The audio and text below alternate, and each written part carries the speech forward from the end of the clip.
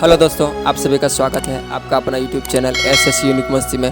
दोस्तों, अगर यदि आप भी तैयारी कर रहे हैं SSC, banking, railway, constables, Bihar police, Bihar दरोगा, रेलवे, एएलपी और technician all other competitive exam का, तो आप हमारे साथ इस चैनल के माध्यम से जुड़ सकते हैं। और आप अगर यदि आप अपना जीके जीएस को बेहतर बनाना चाहते हैं तो आप हमारे इस चैनल को ज्वाइन करें और चैनल को सब्सक्राइब करें और बेल आइकन को जरूर दबा लें। इस सेशन का आपका पहला सवाल है, भारत के 4 राज्यों असम, मेघालय, त्रिपुरा और मिजोरम में जनजातीय क्षेत्रों के बारे में पृथक व्यवस्था संविधान के किस अनुसूची में है? ऑप्शन है 5वीं, 6ठी, 7वीं और 11वीं। आपका सही जवाब हो जाएगा 6ठी अनुसूची, आपका राइट आंसर हो जाएगा। अगला सवाल है, जनजातीय कार्य मंत्रालय का गठन किस वर्ष किया गया?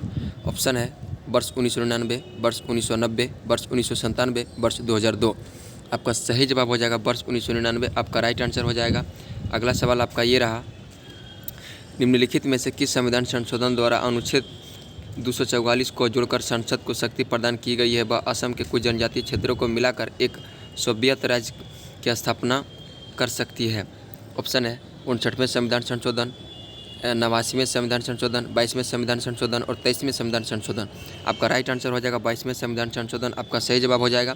अगला सवाल है, 6ठी अनुसूची के तहत गठित जिला परिषद तथा प्रादेशिक परिषद के सदस्यों को कौन नामित करता है, जिसके प्रसाद परिवर्तन पद पर बने रहते हैं?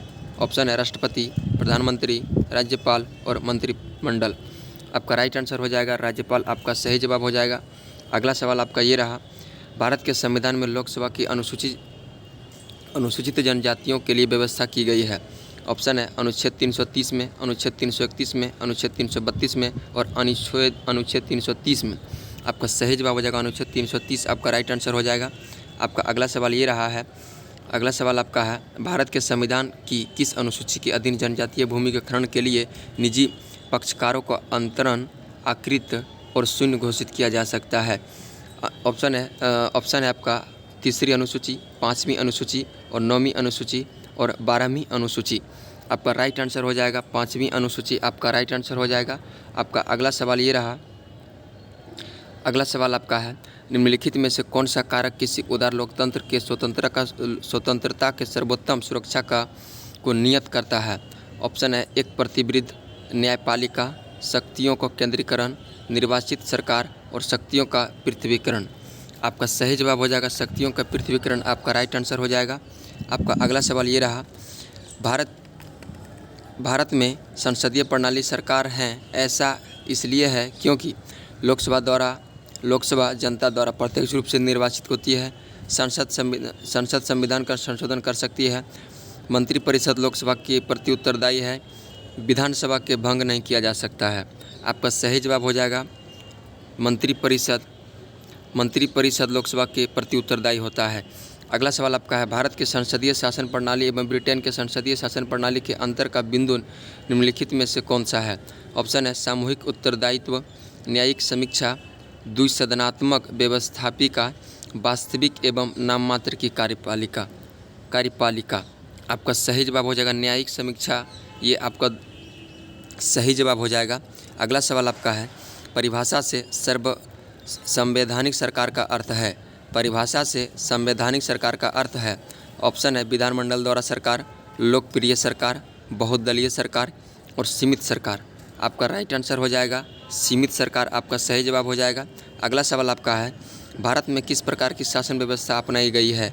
ऑप्शन है अमेरिकी अध्यक्षात्मक, ब्रिटिश संसदनात्मक, फ्रांसीसी अध्यक्षात्मक और सामूहिक मंत्रिमंडलीय प्रणाली। आपका सही जवाब हो जाएगा ब्रिटिश संसदात्मक प्रणाली, आपका राइट आंसर हो जाएगा। अगला सवाल आपका ये रहा, भारत के ध्वज गीत झंडा गान को रचयिता कौन थे? ऑप्शन है आपका रविंद्रनाथ टैगोर, रामधारी सिंह दिनकर, श्यामलाल गुप्ता प्रसाद, गणेश शंकर विद्यार्थी। आपका सही जवाब हो जाएगा श्यामलाल प्रसाद गुप्ता, आपका राइट आंसर हो जाएगा। अगला सवाल है, द प्रोविडेंस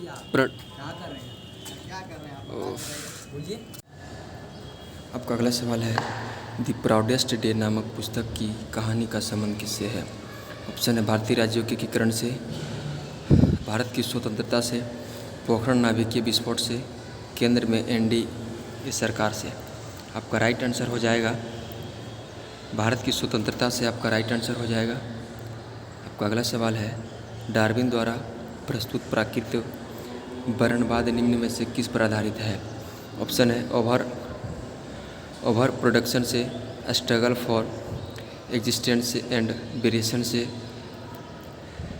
तीसरा ऑप्शन है आपका सर्वाइवल ऑफ द फिटेस्ट से, उपयुक्त में से सही। आपका सही जवाब हो जाएगा उपयुक्त में से सही, आपका राइट आंसर हो जाएगा। अगला सवाल आपका है भारतीय संविधान का कौन सा भाग संविधान की आत्मा कहा जाता है। ऑप्शन है मूल अधिकार, राज्य के नीति निर्देशक तत्व, उद्देशिका, संविधान के उपचारों का अधिकार। आपका सही जवाब हो जाएगा उद्देशिका, आपका राइट आंसर हो जाएगा। अगला सवाल आपका ये रहा, अगला सवाल है भारतीय संविधान के किन अनुच्छेदों के अंतर्गत राष्ट्रपति संसद के दोनों सदनों द्वारा पारित किए गए बिल पर अपनी स्वीकृति रोक सकता है। अनुच्छेद 63, अनुच्छेद 108, अनुच्छेद 109, अनुच्छेद 111। आपका सही जवाब हो जाएगा अनुच्छेद 111, आपका राइट आंसर हो जाएगा। अगला सवाल आपका ये रहा, यदि राष्ट्रपति ने संसद के संयुक्त सत्र के लिए अधिसूचना जारी कर दी और इस बीच लोकसभा विघटित हो जाए तो क्या होगा। संयुक्त सत्र यथा समय आहूत होगा, संयुक्त सत्र निरस्त हो जाएगा, संयुक्त सत्र नई लोकसभा के गठन के बाद, इनमें से कोई नहीं। आपका सही जवाब हो जाएगा संयुक्त सत्र यथा समय आहूत होगा। आपका अगला सवाल है इंग्लैंड में हुई गौरवमय क्रांति का वर्ष है 1688 ईस्वी, 1776 ईस्वी, 1489 ईस्वी और 1600 ईस्वी। आपका सही जवाब हो जाएगा 1688 ईस्वी, आपका राइट आंसर होगा। अगला सवाल है भारत में निम्नलिखित में से किस प्रकार का लोकतंत्र है।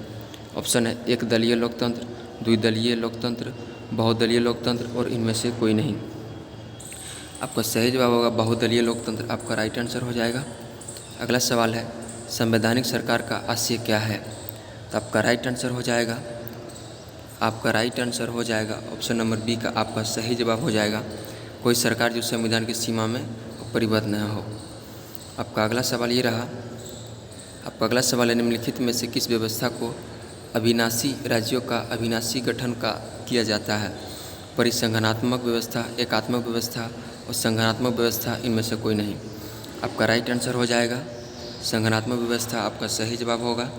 अगला सवाल आपका ये रहा, वह राजनीतिक प्रणाली जिसमें प्रांतों या कार्यकारी इकाइयों का निर्माण संघ की इच्छा पर निर्भर होती है कहलाती है संघनात्मक व्यवस्था, परिसंघात्मक व्यवस्था, एकात्मक व्यवस्था, उपयुक्त में सही। आपका सही जवाब हो जाएगा एकात्मक व्यवस्था, आपका राइट आंसर हो जाएगा। आपका अगला सवाल ये रहा है गांधीवाद और मार्क्सवाद के बीच एक समान सहमति पाई जाती है, यह निम्नलिखित में से कौन सी है। ऑप्शन है एक अंतिम लक्षण के रूप राज्यविहीन समाज, वर्ग संघर्ष, निजी संपत्ति की समाप्ति, आर्थिक नियतिवाद। आपका राइट आंसर हो जाएगा एक अंतिम लक्ष्य के रूप में राज्यविहीन समाज। अगला सवाल आपका ये रहा, ब्रिटिश भारत में वायसराय का शासन वस्तुतः राज्य नहीं है। ऑप्शन है आपका राइट आंसर हो जाएगा, आपका सही जवाब होगा संप्रभुता के अभाव के कारण। इस सेशन का आपका ये अगला सवाल होगा, भारत और अमेरिका के राजनीतिक व्यवस्था के बीच निम्नलिखित में से कौन सी विशेषताएं समान है। तो आपका राइट आंसर हो जाएगा, ऑप्शन नंबर ए केवल 3 नंबर आपका राइट आंसर हो जाएगा। आपका इस सेशन का अंतिम सवाल ये रहा, इस सेशन का आपका अंतिम सवाल निम्नलिखित में से कौन सा सही है या कौन सा कथन सही है। आध्यात्मिक शासन प्रणाली की विशेषताएं हैं। तो आपका राइट आंसर हो जाएगा ऑप्शन नंबर डी, ऊपर वर्णित सभी तथ्य सही है, यानी चारों में से 3 वो जो है वो सही हो जाएगा।